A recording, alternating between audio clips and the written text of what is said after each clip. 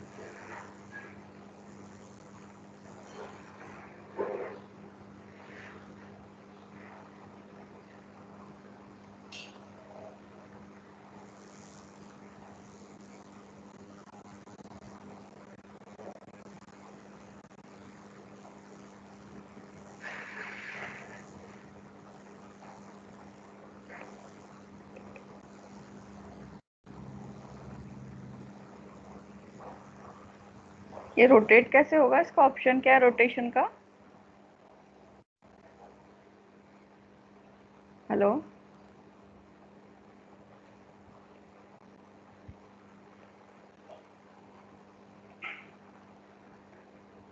Ma'am control plus वो zigzag वाला होता है ना, मतलब उसका नाम याद नहीं आ रहा, पर कंट्रोल प्लस जिगजैग का एक साइन दे रखा होता है कीबोर्ड में, मजला ब्रैकेट बोलते हैं हिंदी में।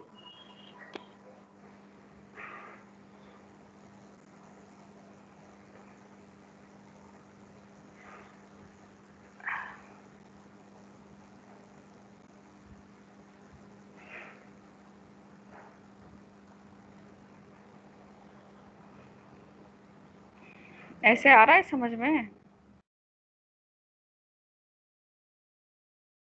एक और लगाती हूँ इसको, फिर दूसरी लगाती हूँ सीधा लगा के।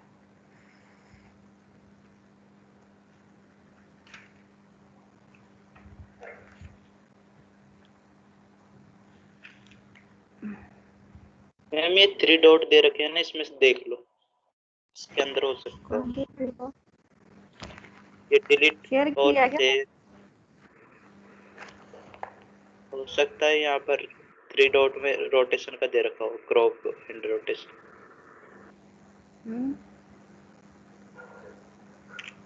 मैम एरो के बराबर में जो है थ्री डॉट।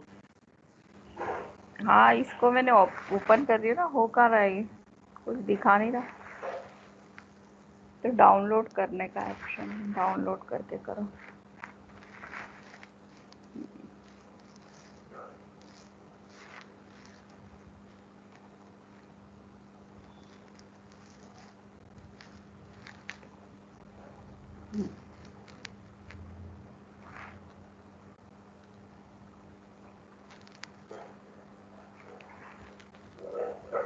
चलो देखते हैं, शुरू करते हैं। अभी हमने लास्ट क्लास में हम पढ़ रहे थे व्हाट इज कॉलम, कॉलम क्या होता है।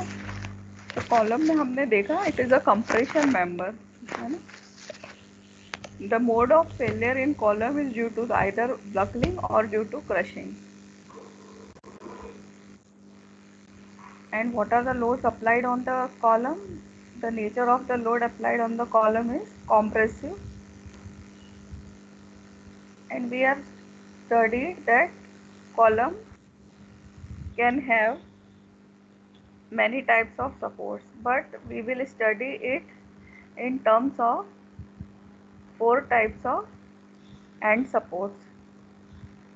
First is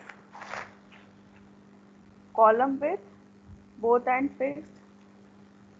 We will go through that. We have gone through column with pinned end, both end pinned, and column with one end fixed and another free. Now let us look at the another condition for the column, that is when one end of the column is fixed and the other end is pinned or hinged. In figure 16.6, a column is there in which end or support B is fixed and another end or support A, it is pinned.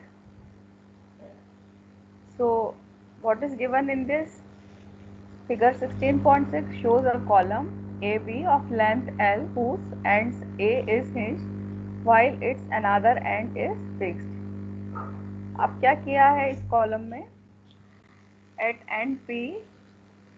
end A P load is applied. अब इसका buckling कैसे हो रहा है ये आपको दिख रहा है, कैसे ये बेंडिंग इसकी किस तरह से, बकलिंग और बेंडिंग किस तरह से हो रही है ये आपको डायग्राम में दिख रहा है. The slope is 0 at the end B and at point A there is some slope. That is why ये डायरेक्शन, ये जो डायग्राम है वो इस तरह ड्रॉ किया गया है. अब क्या क्या लोडिंग्स आ रही है ए पे you can have the vertical load and horizontal load, and at point you can have as it is fixed end. तो 3 reactions are possible at fixed end. तो इसमें क्या हो रहा है, movement is also generated at the end B. तो इसमें देखो मूवमेंट जनरेट हुआ है एम बी. अब हम क्या करते हैं, as we did in the rest of the cases, the same thing we will do here. हम क्या करेंगे, हम बी से कुछ स्मॉल एक्स डिस्टेंस पे कोई सेक्शन हमने एक्स एक्स अज्यूम किया. कॉलम में हमने कोई section x x distance, small x distance पे एक्स एक्स कोई सेक्शन हमने अज्यूम किया है जिसका बी पॉइंट से डिस्टेंस है स्मॉल एक्स. आपको पता है कि मूवमेंट का डिनोशन है E I D two Y by D X square is the denotation for movement. Movement को दिखाने का तरीका है. तो इस केस में अब क्या होगा, इस केस में अब हमें मूवमेंट निकालना होगा at point at the section x X. तो क्या होगा, P is the vertical load and how much is the deflection at x-x section. We don't know how much is the deflection, तो हमने y deflection assume किया. तो किया and P is the vertical loading, y is the horizontal loading. तो हमारा movement आया -P into y. अब हमने A पॉइंट पे horizontal reactions अपनी assume की है. तो H is the horizontal reaction. अब x सेक्शन से कितनी दूरी पे, ये L माइनस एक्स डिस्टेंस पे. तो L माइनस एक्स इसका डिस्टेंस हो गया। तो आपकी जो इक्वेशन बनेगी वो EI d2y by D X square plus P Y is equal to H into L minus X, ये इक्वेशन बनेगी। ये इक्वेशन आपकी इस तरह जब इस इक्वेशन बनती है तो उसका डिफरेंशियल इक्वेशन में सॉल्यूशन होता है y is equal to C one cos X root P upon E I plus C two X root P upon E I plus H by P into L minus X, ये इसका solution होगा। अब इसमें C1 and C2 are the constants of integration. अब slope की equation क्या होगी? Slope की इक्वेशन निकालने के लिए जो आपको डिफ्लेक्शन की इक्वेशन y के टर्म्स में दी है उसको आप x के टर्म्स में डिफरेंशिएट कर देंगे तो ये आपकी स्लोप की इक्वेशन आ जाएगी। हेलो अब आपकी at point B the deflection is 0। Hello ma'am. हाँ हेलो बताइए। मैम। हाँ बताइए। मैं मूवमेंट वाला इक्वेशन दोबारा समझाना मैम। ई आई वाला E I D square Y upon D X square वाला, ये ई इसमें आई कैसा देखो, है मैम? पहली बार क्लास अटेंड कर रहे हो कि लास्ट क्लास अटेंड की थी? मैम लास्ट वाली नहीं की थी, उससे पहले की थी।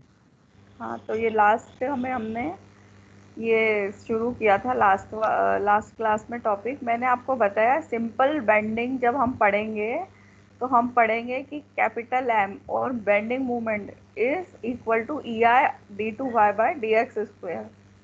अभी हम पढ़ेंगे वो वाली यूनिट तो उसमें मैं बताऊंगी आपको। अभी ये समझ लो कि E I D two Y by D X ये हम डिराइव करेंगे कि कैसे आया। अभी ये नोशन है बेंडिंग मोमेंट का तो इसलिए हमने E I D two Y by D X square रखा है। अब at point B the deflection is 0। B point पर डिफ्लेक्शन 0 होगा, ये हमें डायग्राम में भी क्लियर दिख रहा है। No deflection is at point B, तो value of y is 0 and x is value of small x is also 0 at point B। जब हम ये सारी वैल्यू पुट करेंगे कौन सी आपकी जो डिफ्लेक्शन की इक्वेशन है y is equal to C one cos X root P upon E I plus C two X root P upon E I plus H by P into L minus X में, तो आपको equation मिलेगी C one will be equal to minus H by P into L, ये C one की value आ जाएगी।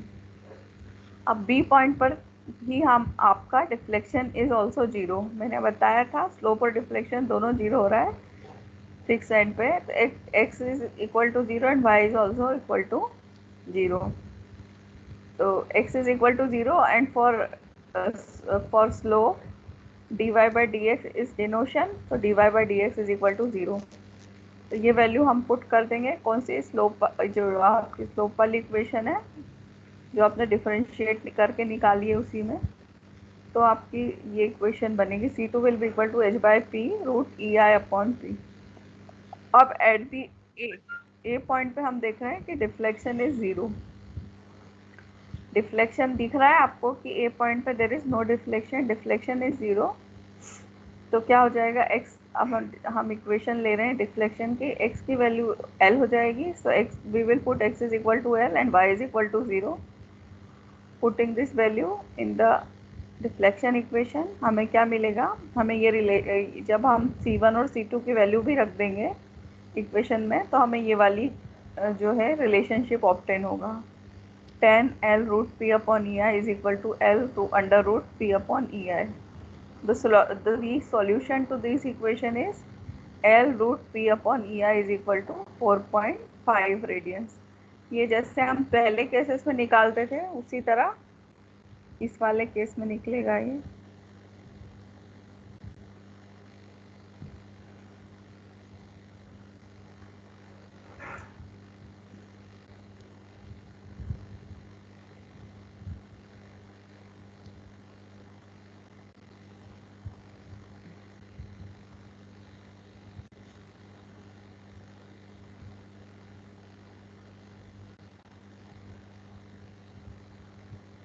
तो ये आगे करेंगे हम, देखो